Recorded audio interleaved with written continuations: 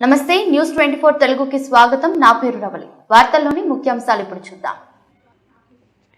శ్రీకాకుళం జిల్లా టెక్కలి నియోజకవర్గం నందిగాం మండల పరిషత్ ఆవరణలో ఎంపీపీ సభ్యులు నడుపూరి శ్రీరామ్మూర్తి ఆధ్వర్యంలో ముఖ్యమంత్రి జగన్మోహన్ రెడ్డి ఎంతో ప్రతిష్టాత్మకంగా ఏర్పాటు చేసిన గ్రామ సచివాలయంలో వాలంటీర్లు చేసిన సేవలను గుర్తించి అందజేసిన సేవరత్న, సేవ వజ్ర, సేవామిత్ర పురస్కారాలను శ్రీకాకుళం ఎంపీ అభ్యర్థి పేరాడ తిలక్, ఎమ్మెల్సీ దువ్వాడ శ్రీనివాస్ చేతుల మీదుగా అందజేశారు.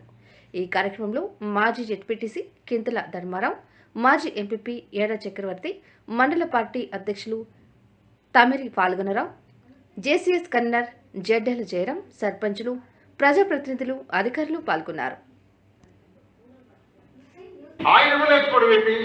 జన్మభూమి కమిటీ ఇవ్వడం ఏంటి అంటే, జన్మభూమి కమిటీ అని తెలుగుదేశం పార్టీకి చెందిన వాళ్ళు 4-5 వేసుకుంటే వాళ్ళు ఎవరికి సంతకం పెడితే వాళ్ళకే పెన్షన్, వాళ్ళకే ఇల్లు.